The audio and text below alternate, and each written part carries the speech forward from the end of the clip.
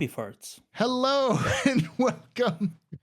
Opening phrase, puppy farts. Hello and welcome to the Captain's Table, ladies and gentlemen. My name is Paul Berserker01, Batman Shelley, your humble host and space bartender here at the AstroPub, your space bar at the end of the universe. Sit back, relax, enjoy the show. We got to go to it for you. This is the Captain's Table. The Captain's Table, which is a podcast talking about Star Citizen. We've been around for 8 years.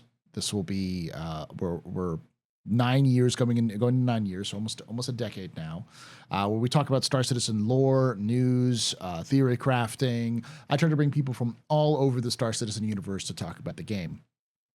So if you are interested in joining, if you're a content creator, a machinima maker, a org leader, a former CIG employee, or a current CIG employee, and you want to have to discuss something, you can always have spaces open for folks to come on.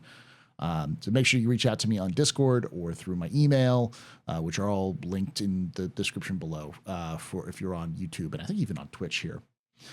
So, anywho, thank you so much for joining us so far. We're going to call it. That's it. That's done. I'm doing the outro suddenly. Let's I'll introduce the folks who are joining us today, starting with Mr. Radar Ranger. Andy, who are you? What do you do in Star Citizen? Where can they find you? Hi, everybody. So I am Radar Ranger, aka Andy Green. I am a self-identified Uber nerd for Star Citizen. Been a backer since 2012. My big connection, I guess, is that I own a company that produces an app called My Radar. It's a popular weather app here in the States. It shows maps of weather and stuff like that on the app. Back in 2017, we did this really cool collaboration with CIG where we took digital representations of their artificial planets and made it so you could see them and browse them inside the app. And that was a lot of fun. That was very cool. If you want to see more about it, you can watch the 2017 Star Citizen recording. And I presented there after Ian's talk on their planet technology. And yes, I'm as much of a nerd. My company also launched satellites into orbit back in 2019, and one of them had the Star Citizen logo on it. So yeah, I earned my Star Citizen nerd cred there. You can find me on Twitter or X as A Green. Nice and simple. And Darsh, who are you? What do you do in Star Citizen? And where can they find you? Moi? Yes. Oh, I'm sorry. Yes, let me do your proper title. Darionator. There we go. I was waiting for that. Prince of Pluto and Emperor of Uranus. Who are you? What do you do in Star Citizen? Where can they find you? Other than those things. Well, other than those things, yeah, those take up like a huge portion of my schedule. But when I am not busy ruling Pluto and Uranus, I am the dog janitor. Yes, as Victoria says. I work for a company called JRTF primarily these days. Head modeler for them. If you don't know, they are the currently only licensed maker of Star Citizen ship models. I think like Ravel or Tamiya. Is it Tamiya? Tamiya. I think it's Tamiya.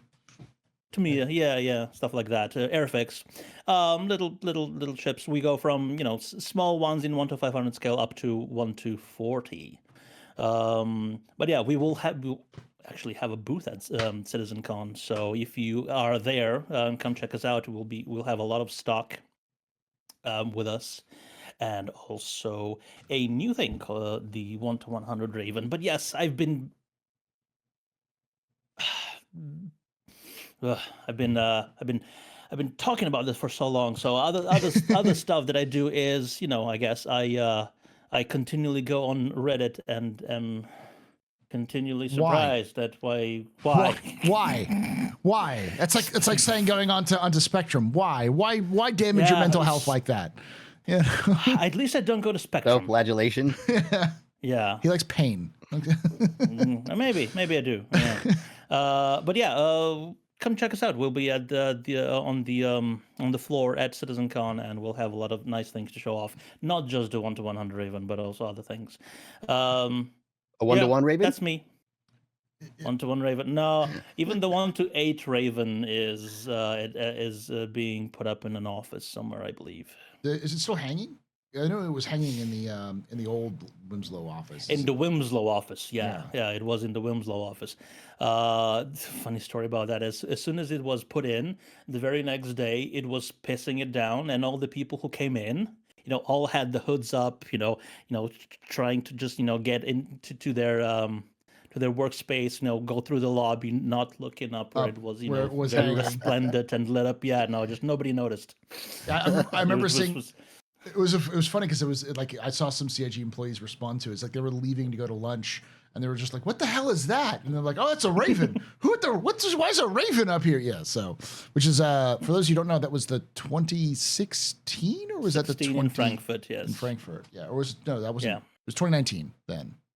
No, 16 was Austin. 17 then. It was 16 was LA. 17. 17 had it because it was in Germany, wasn't it? Yeah, that's the one I spoke at, I think. Yeah, 16 was LA, 17 Frankfurt, 18 LA, 19 Manchester, and 20. 18 was awesome because I was there at 18 in 18. Yeah, I didn't say that. You say LA. Sorry, 16 LA, 17 Frankfurt, 18 LA, 19 Manchester. Yeah. 18 Austin. God damn it! Yes, whatever. Yes. No. For those who don't know, that's the rotation. Apparently, my mind just refuses to acknowledge the existence of Austin.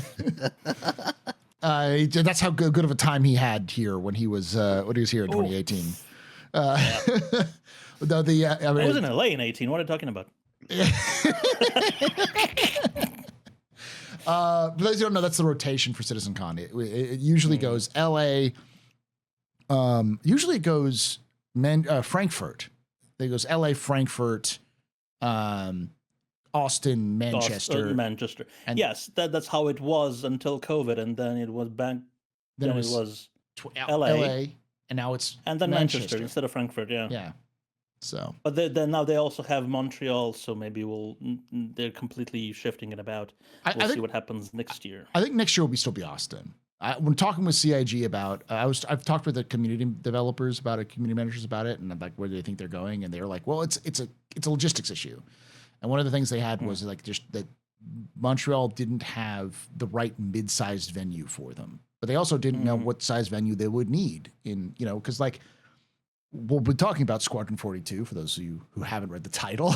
We're talking about Squadron 42 in this episode, but I think this is a kind of good tie-in, which is. What do you do with a place like CitizenCon when Squadron 42 releases? Because if Squadron 42 releases, say, next year, next CitizenCon might be huge because CitizenCon might be people coming in for celebrating Squadron 42, possibly even more announcements about Squadron 42 or expansions or anything else like they might want to do with Squadron 42 on top of Star Citizen. So, like, do you prepare for like you have now with CitizenCon, where it's like pretty big, but it's still kind of like a mid-sized venue rather than like a huge convention center? Isn't it like 5,000 this year? Yeah, it's completely sold out. But like, it was like it was 5,000. 2,000 last year. Oh, really? Yeah, because it was huge there last year. I can't imagine what 5,000 could look like. Crap. And then, my social battery is going to be completely drained after the first day I've here. Me and you both. And then after that, do you continue to increase it? Do you think that CIG could sell like 7,000, 10,000 after Squadron? Because now you've got people who are like, because I firmly believe that Squadron 42 is going to have its own fan base, completely separate from Star Citizen, that is going to be unique to Squadron. Yep. But we'll see. Anyways, speaking of that, let's talk a little bit about the topic for today, because for those of us who are Star Citizen fans, we probably have experienced this, I don't want to say envy, but definitely frustration over Squadron in the past. I don't think there's anybody who hasn't looked at Squadron and went, yeah, Squadron's holding up Star Citizen in some way, shape, or form, because we all collectively understand that there are resources being diverted for Squadron that would otherwise be for Star Citizen because they're making two games. And a lot of us who are backers of Star Citizen have said, hey, we back Star Citizen, not Squadron 42, though there are people who did back both, or did back one over the other kind of thing earlier on, but the vast majority of people were for Star Citizen. So there's been that frustration in the past. So now that we're getting closer to the end, it's quite real. It's quite possibly, almost certainly, that Squadron 42 is going to be announced for a release date or a release window at CitizenCon this year. So Squadron 42 is going to have a release in the near future. CIG is pushing that direction. The question becomes... The only thing they have to avoid is the GTA 6 window. Yes. That's a completely separate question. We'll kind of ask that at the end, but I think that actually ties into this. The main question is, how much does Squadron's success or failure, like kind of how much does that cut into Star Citizen? I had a technical issue. I had my mom call, so we dealt with it. That's why you probably saw a little cut there if you're watching this after the fact. So I'll ask Darsh this question again. What happens if Squadron 42 fails? What happens to Star Citizen if Squadron 42 is a flop? Don't do that to me. Don't do that to me. You had me fooled.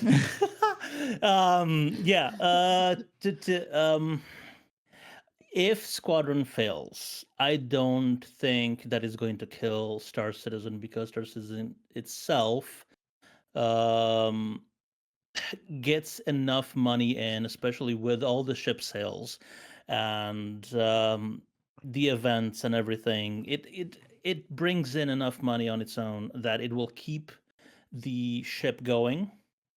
It will keep the ship running, maybe at a reduced capacity, so they'll have to, like, I don't know, sell a floor at Manchester or something like that. So, scale down. But I don't think it'll be the death of CIG. But if it succeeds, and I really hope it does. Let's wait for the succeeds, because I think that's a separate question I wanted to talk about as well. Right. Okay. Yeah. So there is the question of the investors, pulling out with their some of the money that they've invested, which I believe now is approaching 10% or something like that. Yeah, something like that. Total funds. Yeah. Which in the long, because CIG invests and spends the money immediately, they're not stockpiling. They're not sitting on 700 million. Yeah. In cash right now. So if they pull that money out, that actually might prove difficult. But I hope they're not one of those run and gun sort of investors that only care about immediate profits, and they will see the project through its labored life if Squadron proves unsuccessful. Okay. But they have, yeah. Okay. So I'll stop here. We'll do that. Then we'll continue. I'm gonna ask another question on kind of on the reverse as well. Actually, I'll just ask you this as well, which is like there's also, I was talking with Chad earlier, there are levels of flops, right? So that's what I was gonna say. If we're like, do you think it'll hurt? What happens if Squadron 42 releases and it's like Cyberpunk, where like it's bad, but it's not actually bad in a gameplay sense. It's in the technical like bug and kind of experience, it's bad, and then they fix it over time. That is the distinction you have to make. Yeah. Because if it's a buggy mess, I think that's going to set such a sour attitude with the gaming audience that it will probably, reinforce everything negative everybody's been saying about Star Citizen, and it may very well just deter people from wanting to even try playing the game, and potentially block people from wanting to get to Star Citizen, to proceed on past the single player game. If it's just a boring story, yeah, I don't think that's going to be as much of a problem, because there's still going to be diehards like me who will play anyway, and will enjoy it, because we're already living in this universe and we want to have a chance to play in something that feels complete. And Squadron 42 seems like a perfect opportunity to do that.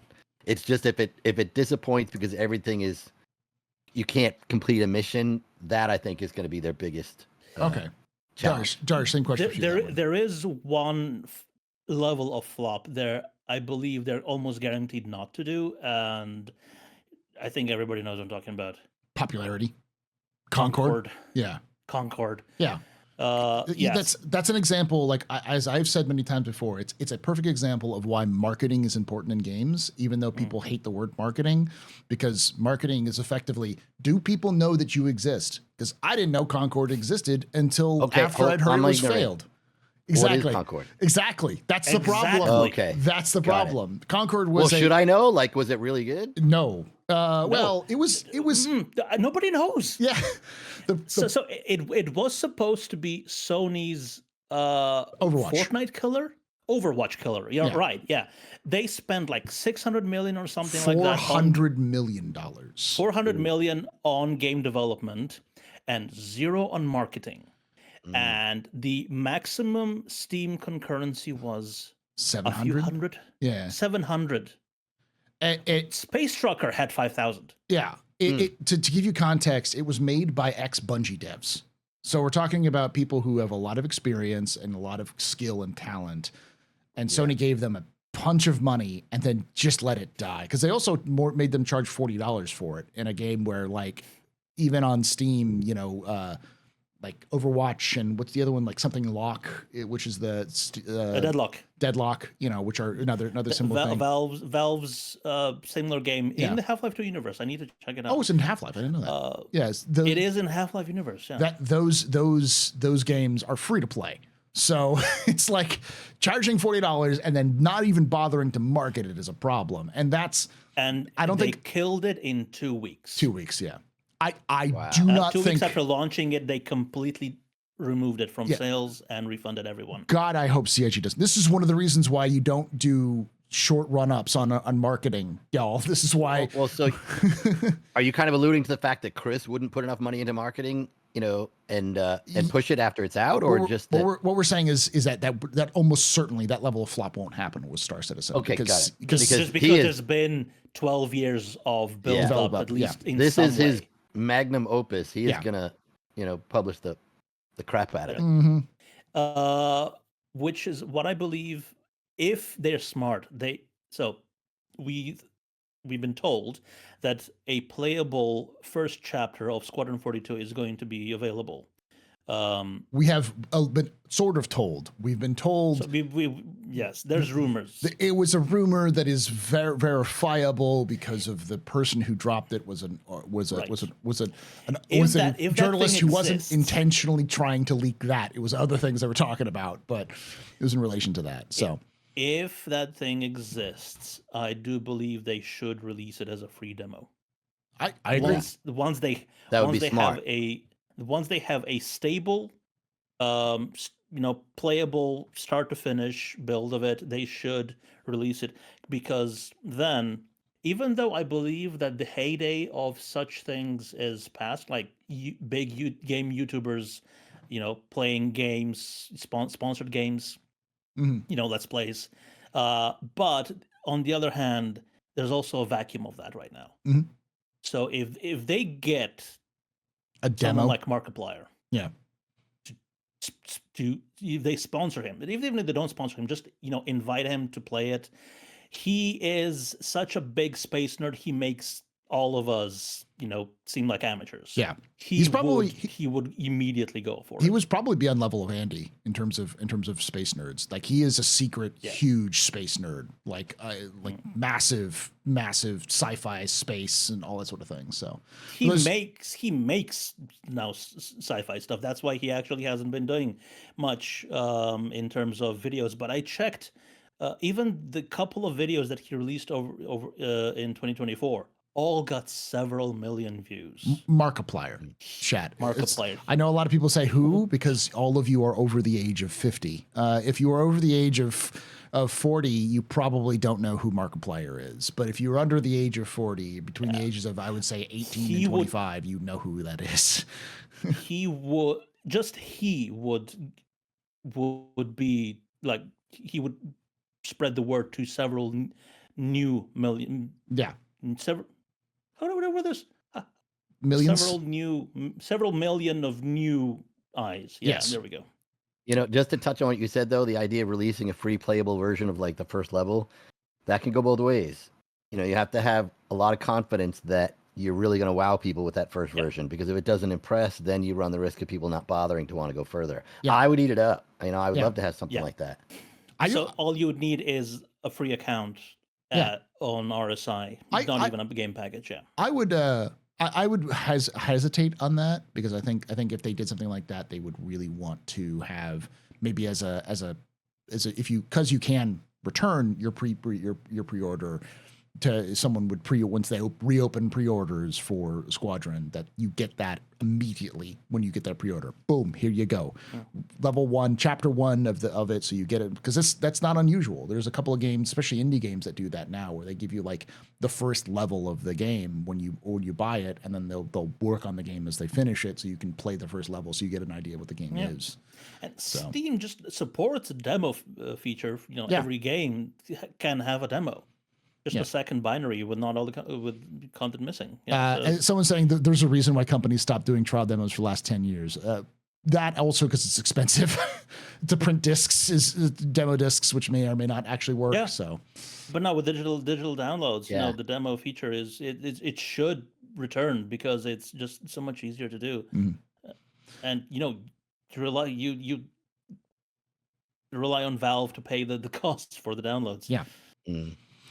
All right, What needs server cost for Squadron? Let's switch back also, because we said like what would happen. I don't know if Andy, I don't know if you fully said about if like Squadron 42 fully failed, but I think you kind of alluded to it. You talked about the different types of flops, but yeah, I think that was I think there's two. The general answer is that there's two schools of thought on it. Like, maybe I'm repeating myself because I don't even remember what the hell I said now. But like, if it is a buggy mess, that could deter people from wanting to even go further. But if it flops in the sense that it's just not as engaging of a storyline, then that might not be as bad of a flop, because people like I said, the diehards will still want to play it and get in there and trudge through it, because they know the storyline, or they know the concept of the story, they know the actors who are going to be in it, and they want to see it, and they want to live in that universe. I'm very much in that camp. I know the story has leaked, and I don't want to hear any spoilers, but like I know that there were some early negativity about the story, and I know that they had theoretically changed it up a little bit. So I'm kind of curious how all of that has played out, and I'm hoping we'll find out in a couple of weeks. I think the core of the story has remained. Yeah, the plot. It is just a B movie. Yeah, the general plot. Yeah, it's a B movie. It's what Chris Roberts is known for. Like Wing Commanders. Yeah. Horrible when it comes to actual plot. It was pretty terrible. Yeah. Yeah. No, I mean, it was cool to be living in. Well, let me rephrase that. It was kind of neat to watch the Wing Commander universe. I played all those games when I was a kid, obviously. The biggest thing that bugged me is like anybody who's got a line in a movie that says "Don't you die on me." It's like, come on, are we still going to use that in the 21st century? But it was again, being a space nerd, it was fun to kind of watch it, and I can tolerate that kind of level of B movie stuff. If it's just that in the game, I don't think that's going to be big. I think if it's just a B story, it might detract from bringing in complete outsiders. Yeah. People who are looking for a really good, compelling story that makes you think and has a twist, and to me, that's a bit of a bummer opportunity, because they have all these A-list actors in it. Plenty of them have won Academy Awards and Oscars, and if they don't take advantage of that to have a really good story, that'll be a bit of a letdown. But I'm not counting on it. Yeah. On the other hand, like good actors are capable of turning even like the worst scripts into something good, just through their performance. And I believe having a bunch of A-listers that are even when they're phoned in are much better than local talent that they were able to get. Gary Oldman and Liam Cunningham. Yeah, those two. There's nothing. I have optimism, because there's nothing those two do that comes out bad. Those guys are so good. Mark Strong plays Mark Strong in everything he is in. They would have. Mark Strong as a character is also very likable. None of those actors would have signed on if they thought the project was garbage. Like, they didn't have to sign on, and they're not exactly they're not exactly actors who are starving, who take every role that's sent their way. Is that entirely true though? Because this started 12 years ago. Gary Oldman hadn't even won his Oscar back then. That's true. I think he got the Oscar for Churchill.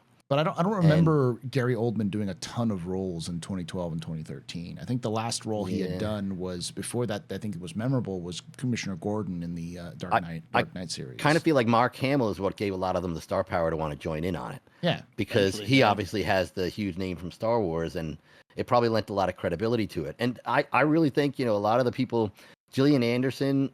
She was on a rebound at that point. She was doing a lot of new articles at that time period. So she was just kind of picking up places where she could get. So because she got her award for her role in The Crown, which I thought was awesome. And you could make the argument that all these guys, big names, hadn't really found their footing again, their second wind when they were actually doing Squad. When they first started the game. Yeah, because. It does ebb and flow, right? Yeah, goes up and down the popularity and number of roles that they get. This is why like you constantly get like you had several years where The Rock was in everything, and Natalie Portman was in everything, but then it just stopped because everybody got tired of them so even Liam Cunningham he didn't Yeah. have Game of Thrones hadn't been out when they first started. No, he would. Game of Thrones was out by the time he was doing it, but he was just starting.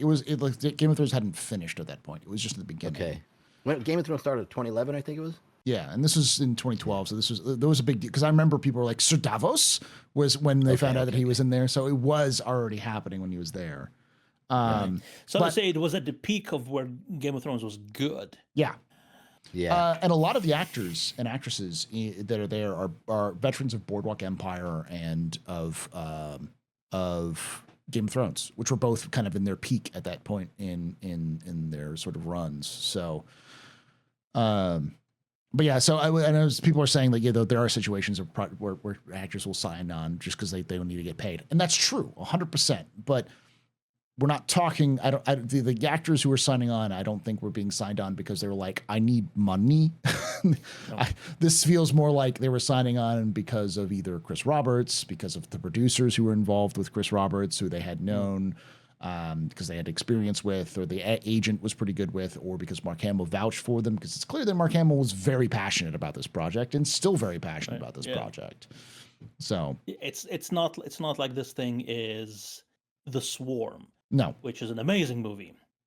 It's a horrible movie, but it's an amazing movie about killer bees that are going to take down a nuclear power plant.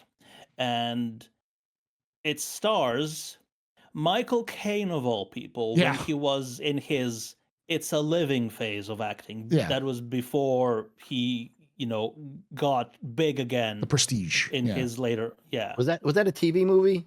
The Swarm? Yeah. Is that the one that ends where they bring all the bees into a stadium and cool them off with an air conditioner or something? Oh, I don't know. And this is probably before your time, actually. You're young. Yeah, it was definitely. But that's just one of those things where you have a name such as Michael Caine. Is he a sir at this point? I think so. Yeah, I imagine. Yeah, but at that point he was in his It's a Living stage of acting career. Yeah. I have to make a mention of Andy Serkis. Yeah, because he's there too. And it was his studio. I got to tell you, this was something really cool. I was traveling back from vacation a couple weeks ago. We were flying through Heathrow, and we saw him at the airport. We got a picture with him. Oh, nice. And I was too starstruck at the time to actually ask him about Squadron 42. I'm like, just shaking his hand and acting like an idiot. And after the fact, I'm like, oh, I would have probably impressed him with the obscurity. But it's amazing. Like he may maybe ask you, well, like, what do you know him from? Is it from Lord of the Rings, or is it Planet of the Apes? Yeah. No, I know he has Thule Okurai, and just out of left field. Have him just kind of split there, like, wait, what? Oh, right, that, yeah, that, yes. For those who forgot about that. For those who know, Andy Serkis is the model for all of the Vanduul. He invented how the Vanduul's body language and their movement. So if you see the Vanduul moving, that was he invented that, and then all the other actors who were doing the Vanduul kind of learned from his movements. So a lot of those. Does he do the voice of the dude too? Mm-hmm. He's the voice of the main Vanduul in there. So he's second in command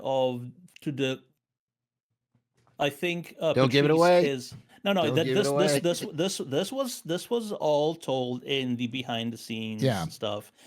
Patrice is the head of the clan, and I don't know his name, character's name, but Yeah. He's Andy number Serkis 2. plays second in command, called Thul Okurai. But he's probably the most prominent bad guy, just because the head of the clan has to deal with the clan. Second in command goes after you. Yeah. So yeah.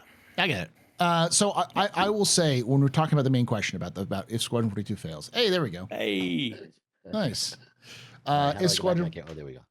if Squadron 42 fails, my big thing is I don't think if it's make or break. I do think it takes a hit.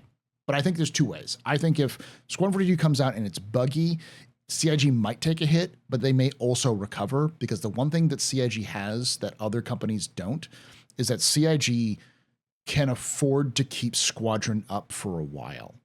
Unlike other companies where they have to make all of their money back within the couple of weeks, otherwise their publishers are going to pull from them, or all these other things.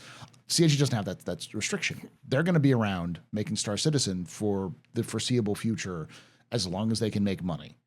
And they're doing okay. I'm not saying they're making money hand over fist. They're doing okay in terms of, if you look at their financials, they're making a profit. Not much of a profit, but a profit.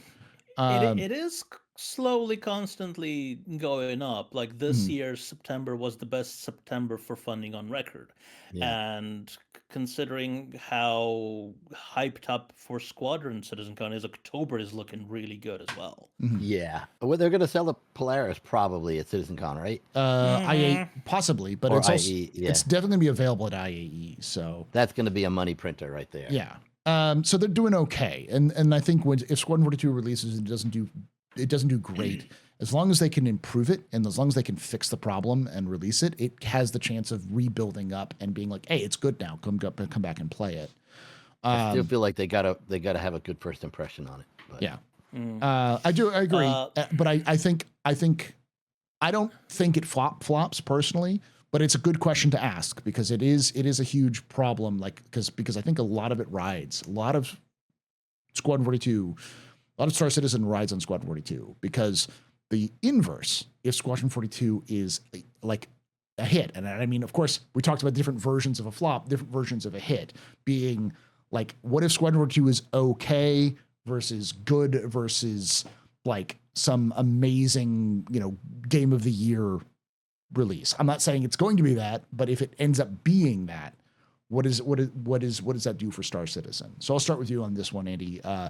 In any of those sort of categories, what happens to Star Citizen if Squadron 42 does well? If it's game of the year, I'm taking out my wallet, buying every shit that comes out. Obviously, it's gonna really bring in a lot of new people from outside the game who aren't currently in the culture. There's obviously the diehard nerds. I've been around since 2012. There's a lot of people who've been out and stuck with the game, all these years. There's obviously a lot of new people coming out because we're all kind of bragging about it to our friends, and there's a lot of really cool, stunning videos that come out, and that is part of the marketing, behind Star Citizen and Squadron 42 in the first place. That was the smart marketing, grabbing people's attention with these videos that are those are the things that lured us all in. It was the ship commercials that got me involved back a long time ago. So if they're really successful, it's going to blow up, I think, for Squadron 42. I think it's inevitable that there's going to be people who, if they enjoy Squadron 42, will want to get into the MMO aspect of it. I know there's a lot of people who say that they're just single player type people, they're not really into MMOs, but if they do a well enough job creating this universe that Chris has invented, and find a good way to make you really feel a part of it, and arguably that's been his mission, to make you feel immersed in it. If they're successful at that, then they can they'll lure in people who might have not even been originally looking for an MMO. So there's that. Yeah. Okay, Darsh, same question. In any level, if it's okay, if it's good, good or great, or the game of the year, what does that do to Star Citizen? So I've been thinking about this for several years, a long time, how successful is Squadron 42 potentially going to be on release? And it never crossed my mind that it would be like the best game ever, just because it is in a niche, right? It has a very limited sort of target audience, but then the the gaming industry has been so flooded with live service games and battle royale games and arena fighters and multiplayer this and multiplayer that, that people are so starved of a good story driven single player narrative that a game I hadn't even heard of before it came out became one of the best selling games of the decade. Like the Tales of Wukong just came out of nowhere. Yeah. And just destroyed everything. Destroyed sales and play statistics. People are just going everywhere for basically a Soulsborne. If CIG plays it right and markets it properly, it has the potential to completely blow everything out of the water that I thought were possible, because I've been around since 2013. I still consider it a niche, very, very specific thing that only I'm interested in. You know, doesn't matter how many millions of accounts have been created since. You know, I'm the target audience, only me. But it's kind of possible, and I hope they've been paying attention to what sort of marketing and what sort of games have been successful and what sort of games and marketing has been a flop recently in terms of games. It'll never be as popular as GTA 6 or Battlefield, but you know, there's a potential to be better than what I've always thought it would be. And I hope it is, because that means more money, more employees, more resources to make chapters 2 and 3 even better than what we've we've gleaned, which is just subtitle for now. Yeah. But what we've gleaned chapter 1 to be. Or book 1, whatever. Like I hate Chris's insistence on like the different versions. Just name them something like Squadron 42, Heart of the Empire, that kind of thing, you know. And Squadron 42. Just don't do Squadron 43. Exactly. Jacob New Trades is bringing this as well. Like I bring this up and I do it, and a lot of people think I'm going crazy and I'm copiumed out, which is like, I do think that Squadron 42 has the potential to be Baldur's Gate 3. This year's Baldur's Gate, or next year's Baldur's Gate 3, I should say, because it's not coming out this year. Because Baldur's Gate, I'm a D&D nerd, so like I knew Baldur's Gate series for a while, and I was like, you know, when I heard Baldur's Gate 3 was going to come out, I was like, okay, Baldur's Gate 2 is okay, but it's like didn't it come out in like 90s or early 2000s? Like it's very isometric, very low graphics. Like it's not really impressive for modern day. And I'm like, you know, it's going to be another one of those neat games. And I think the company that made Baldur's Gate 3, Lyrium, also made basically a spiritual successor to it with I forgot the name of it, but it's Pillars of Eternity, I think, or something like that. Destiny, I think. Pillars of Destiny or something like that. It wasn't. Yeah. Chat will know. Yeah, chat will know. So it's Pillars. Yeah, and so I was like, it is Pillars of Eternity. Yeah, but there's something about Destiny. There's two versions. I think there's two games, but I was like, it's that. Like I played them. Like they're neat, but like not my style. And then when Baldur's Gate 3 finally came out, and with all the cutscenes and the voice acting and the decisions, Divinity. Thank you, Divinity. Mook got it right. Yeah. It's Divinity.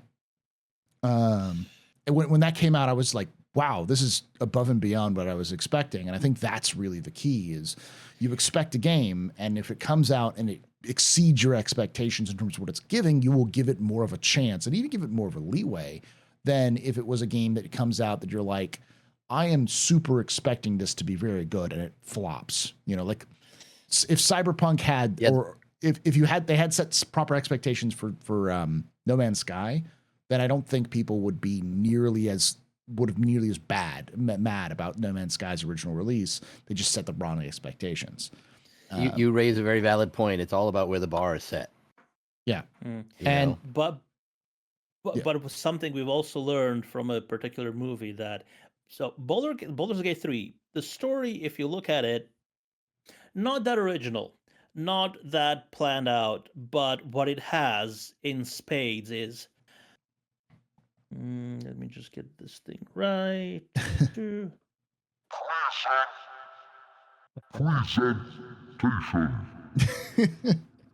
That's what it has. Yeah. Presentation. Yeah, it has the right je ne sais quoi, you know, the chutzpah. It has the right feel the to thing it. to grab you. Yeah. Mm-hmm. And it has a hook. So they need a hook. And hopefully they Do you have think the enough... hook could be that it's a huge, ginormous open world that you can actually go everywhere on it? Like, we take it for granted because we've been playing it for so long, but what about people who've been outside, even people who've been playing Skyrim, where it does seem kind of real, but everything in the distance is kind of Skybox. That is loading screen simulator. Right. That is the hook of Star Citizen, but the problem about Star Citizen is it has so many negative connotations, and CIG also doesn't really have a lot of stuff built into it. But Squadron, they have the opportunity to show a completed game with a story in that universe. I don't think it's going to be I don't think it's supposed to be this massive open world experience. It's much more focused. I wouldn't say linear, because I don't think CIG is developing it as linear. It's more like map based, as it were, like objective here, go complete objective, and you can approach it, and it's just using the open world that they've developed as a tool to get to that, but not necessarily where you can go anywhere sort of thing. And I think because Squad 42 is basically unknown, like outside of this circle, if you're watching this, there is probably a high chance that there are people who have been following Star Citizen closely, who, when they watch this, they've been saying for the last 5 minutes, being like, or last 45 minutes, being like, "What's Squadron 42? What are you talking about?" Like, because every single time I've brought it up in the past, there's been at least a handful of people who have no clue what Squadron 42 is, who are Star Citizen players, because not everyone knows. For that matter, everybody who does know about Star Citizen, I can understand why a gamer would be not even familiar with Star Citizen. They're going to be much less familiar with Squadron 42. Squadron 42, and so I think especially because you can't buy it right now. Yeah, and I think that is its secret for whatever reason. Yeah. That's its secret power, is that there is no expectations for Squadron 42 except for people like us, because nobody knows it exists. Yeah. And I think that is the potential for the success of Squadron, is that it shows up, nobody knows it exists. If it's decent and it hits the right place, like, Baldur's Gate is fun and it has got a lot of interesting gameplay, and it's pretty long. It's got interesting characters, but it was never I don't think Baldur's Gate was ever something that was like innovative. Everything that Baldur's Gate 3 did has been done before. It's just the scale and scope that they've been doing. What they did was the important part. It's like, hey, there's this free open world. It wasn't really free open world. It was still linear, but you had more, like, choose how to accomplish this goal in 15 different ways. In some cases, you don't even have to fight anybody, kind of thing. And ironically, that seems to be what CIG has done with Squadron in terms of the way they've talked about the level design. Like there's that one preview they did of one of the stations they were building for Squadron, and the way they were talking about it is you can accomplish your goals at the station in any way possible. So they were building the entire station out with rooms and corridors fully fleshed out so that you could approach it in any different way you wanted to and still accomplish that mission. And I think it's that's the full open world aspect I was talking about, that you can do and go everywhere. And that sort of thing is where the potential, I think, lies, is that Squadron 42 could succeed because it doesn't have a lot of expectations for the average public. So if it does better than those expectations, which are zero, it will do well. And if it does even better than that, if it manages to do, like I said, like an 8 out of 10 game, I think it will explode the popularity of Star Citizen and probably fund the game long term. That's why I come back to the issue of it can't be a negative experience. Yes. It can't be bad. It can't be buggy. Yeah. Like you mentioned that you think they can kind of recover from that, but I'm afraid that will just drive more people away and validate all the people who've been complaining and pitching about it in the media for so long. Yeah. At this point, it's clear to say that Squadron has been in the polish phase for about a year now, right? Yeah. That's about the same time that they gave Starfield. Yeah. That game needed more. Yeah. A lot more. Apparently, I haven't played the most recent update, but the most recent update, a lot of people who played it have enjoyed it. Like the change they've updated, they've improved it significantly compared to what it used to be with the latest update. Good. Which proves that How long has it been? It's been about a year. It's been about a year. So that's the point. The problem. It's like, yeah, it could have used another year in development is the answer, but yeah. And hopefully, yeah, they need a polished example, and I think that is the reason why we haven't been able to buy it. Well, I own it. I own several copies through all my purchases, but new people haven't been able to buy it because someone said that you're not allowed to sell a product like a video game or software without a solid release date. I don't know if that's still the case or not, because that's been the rumor that's been floated around, but it's not. It's never been confirmed that was the case. The only thing we've heard from CIG was that they were removed Squadron from the store because they were doing a price change, and then we haven't heard anything since then. But it's been a while. What about Dune Awakening and Ashes of Creation? Are they selling the game, or are they just kind of still? They're selling it. They're selling it. Okay. Neither one of those has a release date, right? This is true. Yeah, every game that's released as early access on Steam doesn't have a solid release date. That's the question. But the thing is that Squadron Falling Frontiers just entered chat. I've been waiting that thing for 2 years now. But I don't think, I think you can play it. So yeah, there's some questions about exactly what happened, but because you can't play Squadron. Yeah, you can't play Squadron. So there's a lot of things there, but no one really knows because CIG hasn't clarified as to why they did it. CIG not clarifying something? What? To be very clear, I think that they wanted to start selling it again at CitizenCon last year, but they chose not to because they were concerned about the presentation that Squadron 42 would give. Because Chris even walked on stage and said, "We have a release date. I'm not going to say it though, because I don't want to miss it and then screw everything up." So at least he's learned that. Yeah, but so it was one of those things where they had maybe legally that's just going to bite him in the ass. Maybe legally it's just fine if you say you have a release date and then miss it by 5 years. Yeah. So yeah. Let's go on to the other thing, which is the release of Squadron 42 itself. How much does the time at its release does Squadron 42 need? Because I've brought this up a lot of times. Because right now, the implied release date, there has been no. I'm going to be very clear. I have to say this because people will not get what I'm saying.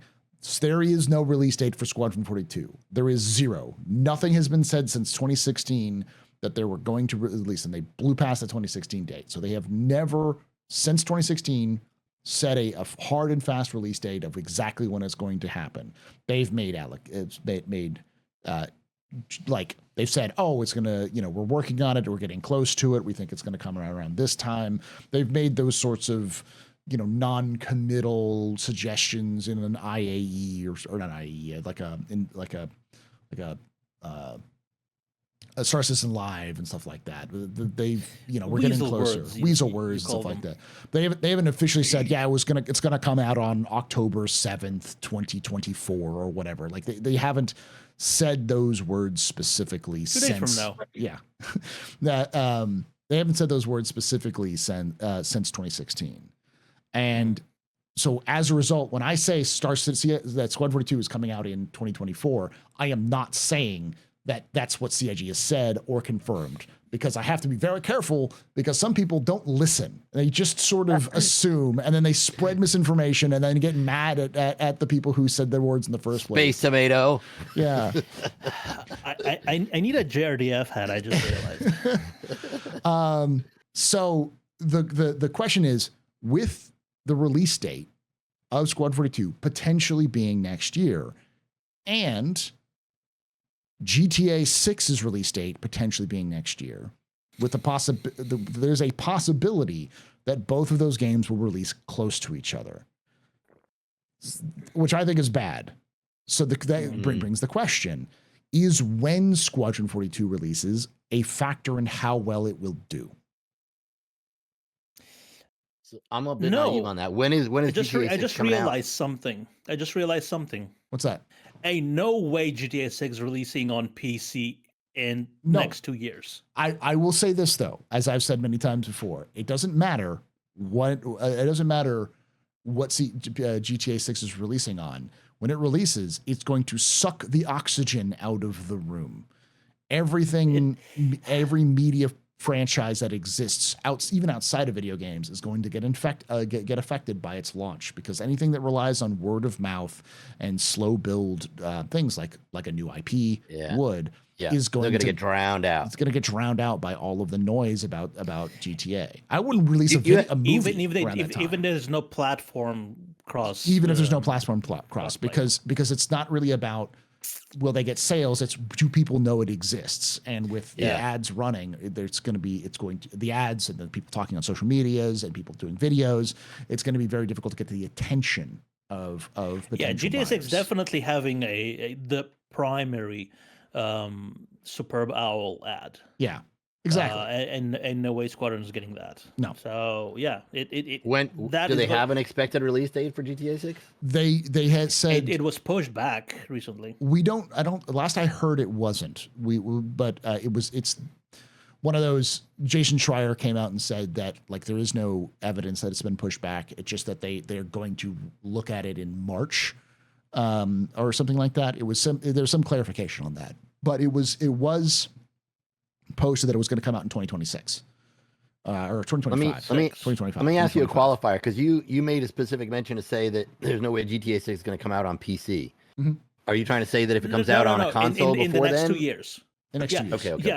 Yeah. But that was my point. If it comes out, Rockstar has a history of releasing games on console at least 1 year before they come on PC. GTA 5, Red Dead Redemption 2. We're only getting Red Dead Redemption 1 this year, and it's like 10 years old now at this point. But do you feel that just because it's only on console, do you think that's going to spare Squadron 42? So, like, if they do release GTA 6 during the summer of next year on console, I don't think so, personally. That's the thing. That's what I'm worried about. I'm worried that it will suck the attention. They're gonna get a lot of air, suck a lot of oxygen out of the room. Because people Paul is right. People whinge about Squadron, Star Citizen,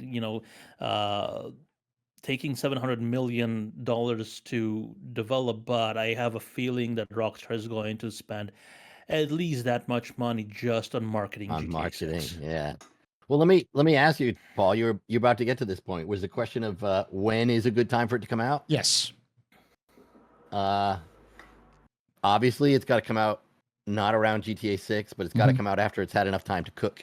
Exactly. And so they announced that it was in polish last year at last year's CitizenCon. So a year ago. Yeah. I personally question whether or not a full year is enough to bake fully and get all the bugs worked out and get everything. And based on some of the recent you went out Squadron 42 monthly Paul reports. And I talked about this.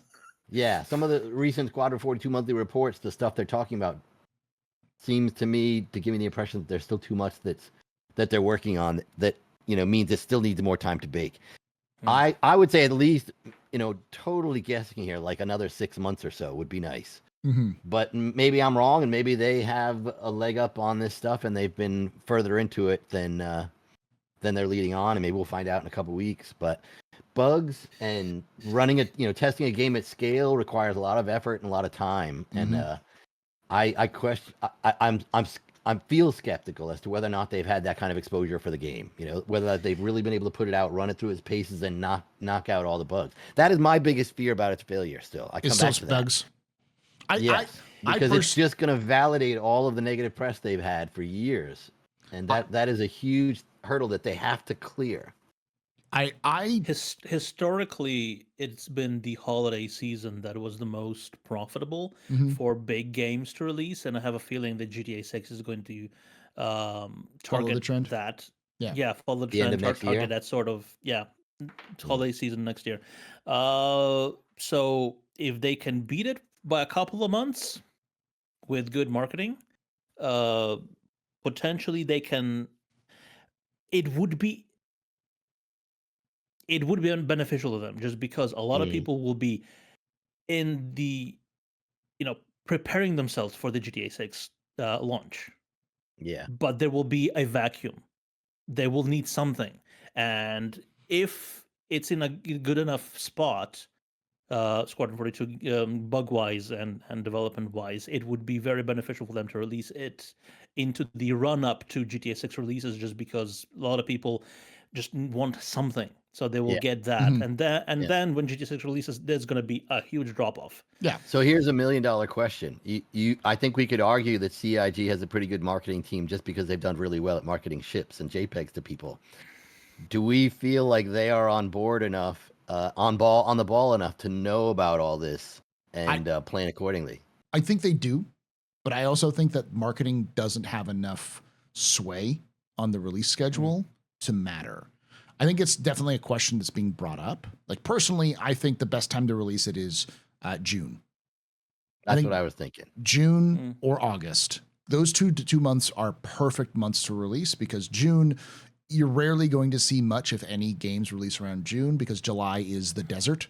January and July are the desert of game development, because January, nobody has any money to buy games, and it's not really like a really incentive to buy it. I think POW World came out in January, which was a unique factor compared to other places. And of course, July is because people are playing the game called IRL, going out and touching grass because it is nice outside typically.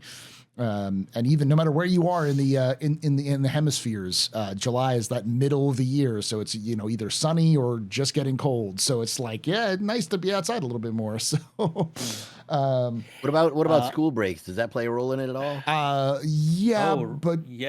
But the thing is, June, this is June, but July is typically that, like, it's in the school break. Usually it is school break, but usually those kids are doing like summer camp and stuff like that. And with this game, and so I think June is a good window for them, because there are a couple games that have released in June, like Overwatch. The original Overwatch released in June and did really well because there was nobody around to compete with them. And of course, Baldur's Gate 3 released in August, which no one else was around really. It was kind of right before, at the very beginning of the hype, and so that really helps you kind of give you distance from anything that's big that's going to come out. So, what's in lore a good event to base the release around? I mean, Invictus. The Battle of Vega is October 9th, right? October 5th. 5th, right? Yeah. So it is today. So 2 weeks before CitizenCon. Oh shit! You're right. Pull one out for the homies who died in Vega. I was just thinking, there's Chris, and the company probably has some insider awareness as to what GTA 6's release date could be. That could play a role in them. They're not totally disconnected from the industry. They may have some kind of insight as to when it's going to come out and try to plan accordingly. I do think the biggest issue is that's the elephant in the room, because I'm also wouldn't be against CIG releasing Squadron 42 in June of 2026. I'm gonna be dead. He'd be dead in 2 years. Yeah, he's already over 50. He's on his way out. I'm on borrowed time, dude. How's your hip? My knees, really, but I think that's the key. The key is it has to release either, but I think it's also a matter of it needs more time. It needs more time. And I think whatever CIG releases, whatever they say is the release date, they're going to blow past it. Like we're going to get like another between 2 weeks and 6 months beyond that time, because I have not seen a AAA or even large game that is released that hasn't blown past or had to add them. So I have I'm to not sure. challenge you on that, because number one, they know giving do. dates is a big critical thing to worry about. But number two, they don't have a big old studio telling them when they have to release it. They could literally wait until they are absolutely 100% sure and get it right and impress the industry. But the problem is they have to start the marketing push. Hello, camera. You're back. You're back. Yeah. They have to start the marketing push several months before that. Let's say 4, 5, 6 months before that, and they have to start that date based on their projected date. But if they're late, every day they have to continue marketing a game that keeps moving forward and forward is costing them money. So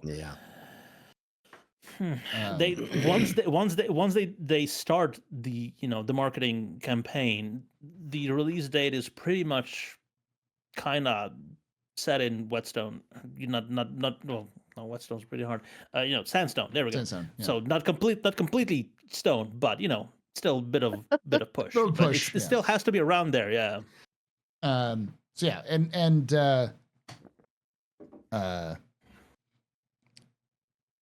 sorry, I'm seeing there's a bunch of people in chat who are saying that Squadron 42 is going to be mediocre and broken, and they're going to just abandon it and work on Star Citizen. And I always love when armchair developers who come in saying like, I've got 30 years of experience and you have no idea what you're talking about. And it's like, neither do you, because you don't work for CIG, so you don't know anything the inside information. So doesn't matter how good it is. I will play a good sci-fi single player story driven game until my fingers. That's what I'm saying. I bought a VR headset just so I could play Half-Life Alyx. Yeah, the bar is and low. I played it 3 times since. Even if it's mediocre, all the people who are into Star Citizen right now will still enjoy it and still play it. Yeah, I think that's the case. And I think the question really becomes, though, is how much of an effect will it have on Star Citizen? And I think we've all kind of collectively said that it's not going to have a major effect if it fails, but it has the boons outweigh the negative effects. If it fails, it will hurt, but it won't be the end of CIG. If it succeeds, even minorly, it will improve, it'll increase sales, and it will also probably increase the visibility of Star Citizen. So, but yeah, they have to. Unfortunately, all the marketing that we're going to see will not be aimed at us, the people who know about Squadron 42. It will be very much aimed at new people. I hope so. Yeah. It will have to be. All of us nerds are already going to know about it. They don't need to advertise. Yeah, exactly. We've already given them money. We're already going to play the game, so we're good there. They need. I've given them my blood. They need new people. Yeah, they need new people. Yeah, and one of the ways that to get new people is with a demo. Yeah. And I hope that's the point of the. Well, I'm talking about it like it's confirmed, like playable chapter 1. It's not confirmed yet. It was, and we'll kind of go into that as well. Which is we'll talk about this before we get into the question and answer session, because we've been talking for a good time. Which is it'll be a short call. Short chat. Well, to be fair, I also stepped away for like 5-10 minutes, so I don't know how much is that. It's probably going to be about an hour. It was about 2-3 minutes, not more. It's good conversation. Valid stuff to talk about. Well, we will talk about this in the question and answer session, because this is something that's kind of related to Squadron 42. Is the news we've been alluding to is the article that was released by Gamer Insider, or Insider Gaming, I think is what it's called, Insider Gaming by Tom Henderson, I believe his name is, who's one of the big game investigative journalists in the industry, and he came out with an expose talking about CIG making mandatory 7-day work week for the next 2 weeks for people working on CitizenCon stuff. And also mentioning some things around Squadron 42's development. And one of those was about, the reason why we mentioned this, because one of those things was mentioned, they're working on for Squadron 42, or for CitizenCon, is a demo of Squadron 42 Chapter 1. It was very specific demo of Chapter 1 for Squadron 42, which could be a just stage demo, them going kind of playing through Chapter 1 so people can see it on stage. Or, given the likelihood of how CIG has been doing this, which is every year they do some sort of on-the-floor demo for people to play. In 2018, it was the new flight model at the time. In 2019, it was Theaters of War. And 2023, it was 2023, it was Wasn't there? Yeah, you were. What was it? It was Pyro Playground. I was that LA? I wasn't. Oh, you weren't there at LA? I wasn't there. Oh, okay. Oh. Yeah, 2023 was the Pyro Playground. It was the first Citizen kind of missed. Yes. So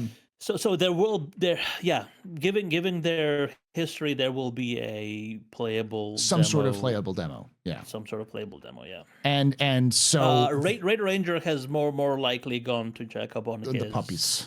Aging puppy. Yeah. But that brings up another thing about the legal issues and the other issues around what CIG is doing, which we will as a panel we'll talk about in the question and answer session, because it doesn't really connect to what our discussion was, but we'll start that. So this is a little bit of a tease. So if you got this far in the video after the fact, after we've released it separately, then you're going to have to come back and watch the question and answer session to get those questions answered. But for right now, thank you to Radar Ranger and the just and blank screen Darionator for coming on and hanging out and talking with us. Make sure you check out My Radar. It's a great app. I use it myself, especially with all these weird weathers we've been happening. And of course, jrdf.sc to check out these wonderful model kits for Star Citizen. So, and again, we just released a newsletter today, so to announce officially, even though I've been talking about it unofficially for a while, that we are taking pre-orders for the 1-100 kit of the Saber Raven, the base Saber Raven, not the two new variants that have recently come out, but the base Saber Raven, and also some other things that I'm not allowed to talk about that I could say. They're just like, but you know. Oh, really? You're talking about? Yeah, that one. Yeah. Yeah. I'm jealous. I have no idea how to do that. Yeah. Anyways, with that, we're going to be kind of calling this to an end. We'll move over to a question and answer session. So if you're watching us live, hold on, make sure you ask your questions in chat. There's a kind of special way I'll kind of go for that in a moment. But if you're watching this after the fact on YouTube, if you enjoyed this, hit that follow button. Hit the subscribe button, hit the bell icon to be notified of release. And if you enjoyed it, hit the like button. It's always good to do that. And of course, comment down below your thoughts on any of this. Do you think we're all just smoking the copium when it comes to some of these things? Do you think that Squad 42 is destined to fail no matter what? Is it going to be good? Is it somewhere in between? Always want to hear your thoughts down below. And until then, like I always say, hope to see you someday in the black. Is that a joke about my camera cutting out? Yes.